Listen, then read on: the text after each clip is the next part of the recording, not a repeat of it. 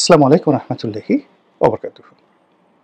সম্মানিত দর্শক, আজকে যে শিরোনামে আলোচনা করব সেটি হলো বাংলাদেশের সকল পক্ষ পরস্পরের মুখোমুখি হয়ে পড়েছে। যারা ব্যাংক পরিচালক, তারা এখন যারা ব্যাংক পরিচালনা করছেন, মানে ব্যাংকের যারা মূল উদ্যোক্তা মালিক, তাদের একটা বিরাট অংশ অপর পক্ষ মালিকদের মুখোমুখি হয়ে পড়েছেন।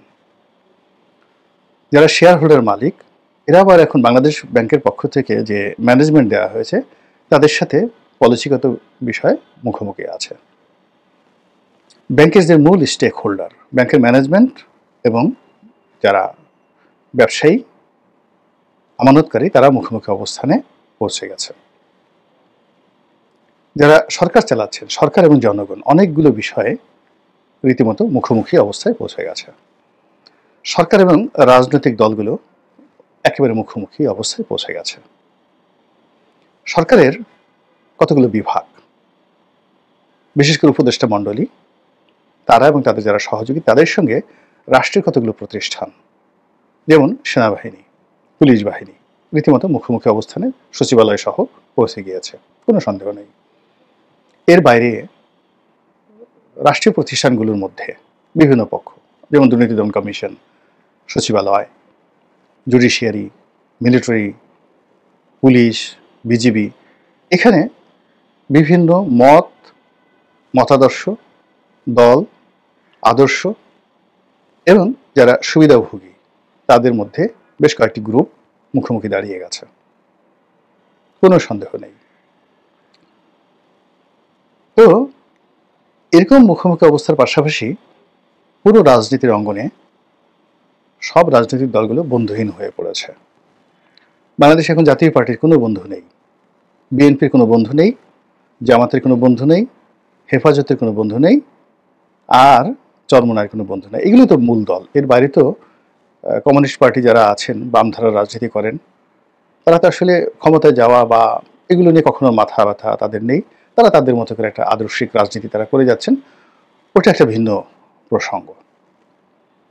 এরপর আপনি আসেন পেশাজীবী সংগঠনগুলো। সেই পেশাজীবী সংগঠনের মধ্যে নানা রকম দ্বন্দ্ব, সংঘাত, দখল বাজি থেকে শুরু করে অসন্তোষ চরমে। এরপর চাঁদাবাজদের দুটো গ্রুপ, একটা হলো প্রকাশ্য চাঁদাবাজ আর একটা হলো আন্ডারওয়ার্ল্ডের চাঁদাবাজ। এই আন্ডারওয়ার্ল্ড এবং পেশাদার চাঁদাবাজ, এই দুই গ্রুপের মধ্যে দ্বন্দ্ব এবং সংঘাত একেবারে মুখোমুখি অবস্থায় অনিবার্য হয়ে পড়েছে।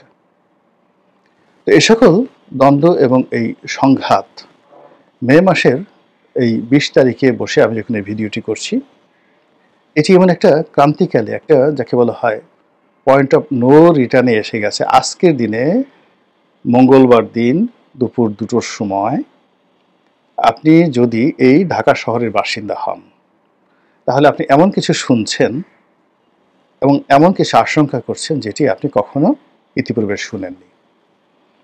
এবং একটা জিনিস আছে, কিছু না কিছু বটে, কিছু না কিছু রটে।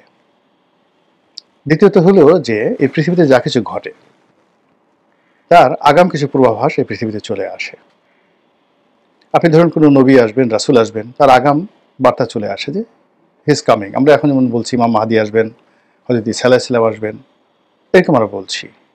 ইয়াজুজ আসবে, মাজুজ আসবে, তারপরে দাজ্জাল আসবে। আমরা এই শত শত হাজার হাজার বছর ধরে সেই আল্লাহ রাসূলের জামানার পর থেকে এই কথাগুলো বলছি।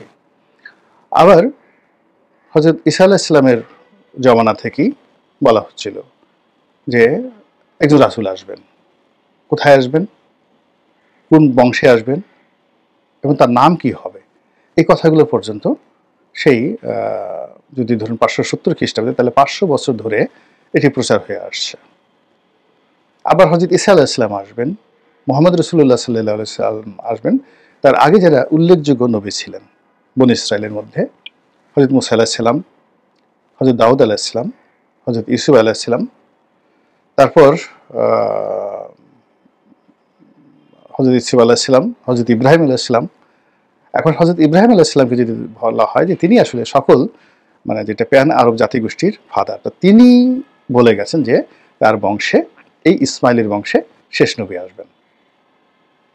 তো এইভাবে যেভাবে বলে গেছে, একইভাবে পৃথিবীতে কখন সুনামি হবে, কখন দুর্ঘটনা ঘটবে, কখন যুদ্ধ হবে ইত্যাদি সব কিছু আগে বলা হয়েছে। 2025 সনে ভারত এবং পাকিস্তান যে যুদ্ধ হবে এটা আজ থেকে 10 বছর আগে প্রেডিক্ট করে বিবিসি বলে দিয়েছে, এবং ঠিক সেই সময়টাতে যুদ্ধ হয়েছে। তো সেই দিক থেকে এই আজকের এই দিনটিতে আপনি যা কিছু দেখছেন, যা কিছু শুনছেন, এই জিনিসগুলো আগামী দিনে যা কিছু ঘটবে তার একটা পূর্বাভাস। যেভাবে আমরা অতীতে শেখ হাসিনার পতনের পূর্বে অনেক পূর্বাভাস আমরা পেয়েছিলাম, সেটা 2014 থেকেই আমাদের 10 বছর অপেক্ষা করতে হয়েছে, কিন্তু যারা আমরা বিশ্বাস করেছি যে শেখ হাসিনার পতনটা অনিবার্য, তারা কিন্তু বিচ্যুত হয়নি। আর যারা এটা ভুলে গিয়েছিলেন যে প্রকৃতির একটা প্রতিশোধ আছে, প্রতিটি কর্মের একটা প্রতিক্রিয়া আছে, প্রতিটি কর্মের একটা ফল আছে, তাদের পরিণতি আজ কোথায়, তারা কোথায় আছেন, কি অবস্থায় আছে, তাদের পরিবার পরিজন কি অবস্থায় আছে। তো সেই দিক থেকে আজকের যে প্রসঙ্গ নিয়ে আলোচনা করব সেটা হলো যে এখানে অনেকগুলো পক্ষ পরস্পরের মুখোমুখি হয়ে গেছে। তো এখানে সবগুলো পক্ষের ক্রিয়া প্রতিক্রিয়া না বলে আমি শুধুমাত্র বলবো যে রাজনৈতিক দলগুলো যে পরস্পরের মুখোমুখি হয়ে গেছে এটার প্রতিক্রিয়া কি হবে, আর প্রধান রাজনৈতিক দল বিএনপি আর ডক্টর মোহাম্মদ ইউনূস একেবারে মুখোমুখি দাঁড়িয়ে গেছে এবং পয়েন্ট অফ নো রিটার্নে। এখানে প্রথম যে জিনিসটি সেটি হলো রাজনৈতিক দলগুলোর মধ্যে যে একটা চিরায়ত ঐক্য ছিল, মুখ দেখা দেখেছিল, এটি এই সময়টিতে বলতে গেলে বন্ধ হয়ে যাওয়ার মতো অবস্থা তৈরি হয়েছে। সর্বশেষ জামাতের আমির এবং বেগম খালেদা জিয়ার সঙ্গে একটা সৌহার্দ্যপূর্ণ বৈঠক হয়েছে। বেগম খালেদা জিয়া আসার পর কর্নেল অলি সাহেব দেখা করেছেন, এটি ইতিবাচক ঘটনা। কিন্তু আজকের দিনে যে বাস্তবতা, সেই বাস্তবতায় ওই জিনিসগুলো আবার দ্বিতীয়বার ঘটবে এটি আমরা দেখতে পাচ্ছি না।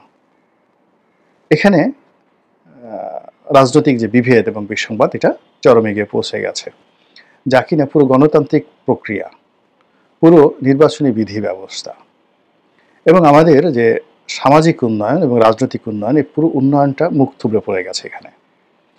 এবং এরকম যখন অবস্থা হয় তখন সেখানে তৃতীয় পক্ষ, চতুর্থ পক্ষ, কখনো দেশি পক্ষ, কখনো বিদেশি পক্ষ এখানে নাক গলানোর সুযোগ পায়।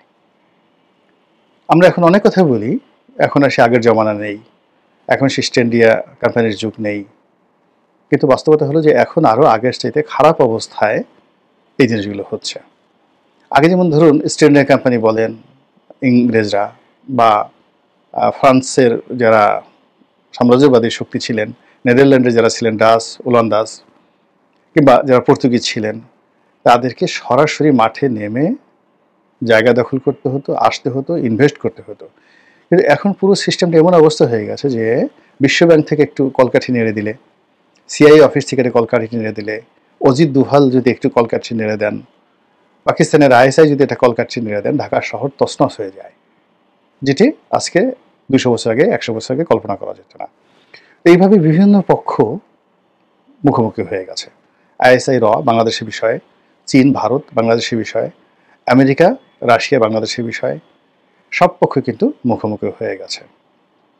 তো সেই মুখোমুখি অবস্থানের মধ্যে রাজনৈতিক দলগুলোর মধ্যে যে সম্পর্কের অবনতি, সেই অবনতিটি অচিরেই সংঘাত হিসাবে দেখা দেবে। এবং ইতিমধ্যে আপনারা দেখেছেন যে চাঁপাইনবাবগঞ্জ, পাবনা, রাজশাহী, তারপরে শেষে আরও বেশ কয়েকটি এলাকাতে বিএনপির সঙ্গে জামাতের রীতিমতো রক্তক্ষয়ী সংঘর্ষ হয়ে গেছে এবং এটি বাড়তে থাকবে। এবং জামাত ঢাকা শহরের বেশ কয়েকটি প্রতিষ্ঠানে এতটা শক্তিশালী বিশ্বাস করেন যে এখানে সংখ্যাধিক্য দিয়ে, ছাত্রদলের অনেক সংখ্যাধিক্য রয়েছে, কিন্তু যদি ক্যাডার ভিত্তিক মারামারি হয় তাহলে অনেক শিক্ষা প্রতিষ্ঠান, আমি নাম বললাম না, সেখানে আসলে শিবিরই টিকে থাকবে। তাদের হাতে সেই শক্তি তারা অর্জন করেছে এবং সেই লজিস্টিক সাপোর্ট তাদের রয়েছে। তো এরকম একটা অবস্থা তৈরি হচ্ছে রাজনৈতিক দলগুলোর মধ্যে। আর তখন যেটি হচ্ছে যে যেহেতু বিএনপির সঙ্গে ডক্টর মোহাম্মদ ইউনূসের সম্পর্কটা এখন মুখোমুখি অবস্থানে এসেছে এবং আগামীতে এটি আরও খারাপ হবে, সঙ্গতির কারণে জামাত এবং অন্যান্য যারা শক্তি রয়েছে বিএনপি বিরোধী, তারা ডক্টর মোহাম্মদ ইউনূসের সঙ্গে যোগ দিবেন। এবং ডক্টর মোহাম্মদ ইউনূসের সাথে যোগ দেওয়ার ফলে যদি তাদের যে রসায়ন এবং সমীকরণটা তাদের পাল্লাটা একটু ভারী হয়, তাহলে দেখবেন যে আরও অনেক মানুষ যারা মধ্যপন্থা অবলম্বন করছে, এরা সবসময় সুবিধাবাদী, যে দল ভারী থাকে সেই দলে গিয়ে যোগ দেয়। এবং সেখানে গিয়ে দেখা গেল যে অনেক লোক বিএনপির সাথে এখন আছে, কথাবার্তা বলছে, তারা দৌড়ে চলে যাবে ডক্টর ইউনূসের পক্ষে। আবার যদি বিএনপি এখানে জয়ী হয়, তাহলে জামাত হতে আলাদা হয়ে যাবে, কিন্তু ওই যে ছোট ছোট দলগুলো আছে যারা বর্ণচোরা কিন্তু তারা কিন্তু কে ফ্যাক্টর, রাজনীতির জন্য অত্যন্ত কে ফ্যাক্টর, তো সেই ফ্যাক্টরগুলো বিএনপির সঙ্গে যুক্ত হয়ে যাবে। এখন বিএনপি ভার্সেস যে ডক্টর মোহাম্মদ ইউনূস, তো এর মধ্যে কি কি বিষয় নিয়ে মুখোমুখি অবস্থানে তারা এসেছে। প্রথম বিষয়টা হলো এই ঢাকা সিটি কর্পোরেশনের 2টা মেয়র পদ। ইতিমধ্যে তারা চট্টগ্রাম ডক্টর সাদেদের মাধ্যমে পেয়েছে, এখন উত্তর সিটি কর্পোরেশন এবং দক্ষিণ সিটি কর্পোরেশন। উত্তরটাকে তারা দ্বিতীয় ফেজে রেখেছে, দক্ষিণ সিটি নিয়ে তারা একটা মারমুখী অবস্থানে চলে গেছে বিএনপি এবং সরকার। আজকের এই দিনে আমরা জানি না এটা পরিণতি কোথায় আসবে, তবে এখানে সেনাবাহিনী যাদেরকে সমর্থন দেবেন তারাই এখানে টিকে থাকবেন। আর যদি সেনাবাহিনী নিউট্রাল থাকেন তাহলে দুই পক্ষই ক্ষতিগ্রস্ত হবেন, মারাত্মকভাবে ক্ষতিগ্রস্ত হবেন। এরপরে ডিসেম্বর মাসে নির্বাচন নিয়ে, এটি পয়েন্ট অফ নো রিটার্ন। বিএনপিকে যদি তার সার্ভাইভ করতে হয়, তার অস্তিত্ব রক্ষা করতে হয়, তাহলে এই সরকারের কাছ থেকে যে কোনো মূল্যে তাদেরকে এই ডিসেম্বর মাসের মধ্যেই নির্বাচন আদায় করে নিতে হবে। আর ডক্টর মোহাম্মদ ইউনূসকে যদি সসম্মানে যেতে হয়, সার্ভাইভ করতে হয়, তার লোকজন এনসিপির সহ সবাইকে যদি বাঁচতে হয়, এই নির্বাচন ডিসেম্বর মাসে তারা দেবে না। এবং তাদেরকে ঘুরে ফিরে ওই যে জনগণ বলছে 2 বছর, 3 বছর, 5 বছর, ঠিক ওই পলিসিতে তাদেরকে কৌশলে এগোতে হবে। তো এই যে একটা পয়েন্ট অফ নো রিটার্ন, সেই পয়েন্ট অফ নো রিটার্নের ফলে আপনি দেখবেন যে আবার একটা আগস্ট মাস, সেই আগস্ট মাসে, অর্থাৎ এখন ধরেন জুন মাস চলছে, না মে মাস চলছে, মে মাসের পরে জুন মাস, কুরবানির বন্ধ ঠন্ধ যাবে, এরপর একটু সেগুলো খেতে খেতে জুলাই মাসে চলে আসবে। এবং গত বছর জুলাই মাসে যেরকম পরিস্থিতির সৃষ্টি হয়েছিল, এই বছর জুলাই মাসে দেখবেন যে মোরলেস সেরকম একটা পরিস্থিতির সৃষ্টি হবে, শুধুমাত্র আওয়ামী লীগ সেখানে নাই। তবে আওয়ামী লীগ খেলবে, এখানে ডক্টর মোহাম্মদ ইউনূসের সাথে খেলবে, তারপরে শেষে জামাতের সাথে খেলবে, বিএনপির সাথেও কিন্তু আওয়ামী লীগ খেলবে, দূর থেকে তারা খেলবে, তারা সরাসরি এখানে আসবে না, মাঝে মধ্যে ঝুটিকা মিছিল করবে, কিছু কিছু পোস্টারিং করবে, আর ওই বিদেশে বসে বসে তারা খেলবে আর বক্তৃতা দেবে। আর অন্যান্য নেতিবাচক কাজ যদি তাদের করতে ইচ্ছা করে সেগুলো তারা করবে পরিবেশ পরিস্থিতি অনুযায়ী। তো জুলাই মাসে যেটি ম্যাটেরিয়ালাইজ হবে, আবার আগস্ট মাসে গিয়ে দেখা যাচ্ছে একেবারে প্রথম দিকে, সে আগস্টের 5-6 তারিখে বা প্রথম সপ্তাহে দেখা যাচ্ছে যে সবাই একটা চূড়ান্ত ফলাফল লাভের জন্য আগস্ট মাসের প্রথম সপ্তাহের মধ্যেই তারা বিজিত হবে না বিজয়ী হবে, অথবা তারা প্রতিপক্ষকে পরাজিত করবে না নিজে পরাজিত হবে, এই বিষয়টি তারা আগস্টের ফার্স্ট উইকের মধ্যে সেটেল করে ফেলবে। সেপ্টেম্বর থেকে একটা নতুন ইতিহাস, সেটা ইউনূসের পক্ষে থাকতে পারে অথবা বিএনপির পক্ষে থাকতে পারে। সময় আসলে দেখা যাবে, আল্লাহ ভালো জানেন। অবস্থার দৃষ্টি আমার মতো ক্ষুদ্র বুদ্ধির মানুষ যতটুকু বুঝতে পারলাম বা বুঝতে পেরেছি, এটার একটা ব্যাখ্যা আপনাদের সামনে পেশ করলাম। আল্লাহ আমাদের সবাইকে হেদায়েত দান করুন এবং হেফাজত করুন। আসসালামু আলাইকুম ওয়া রাহমাতুল্লাহি ওয়া বারাকাতুহু।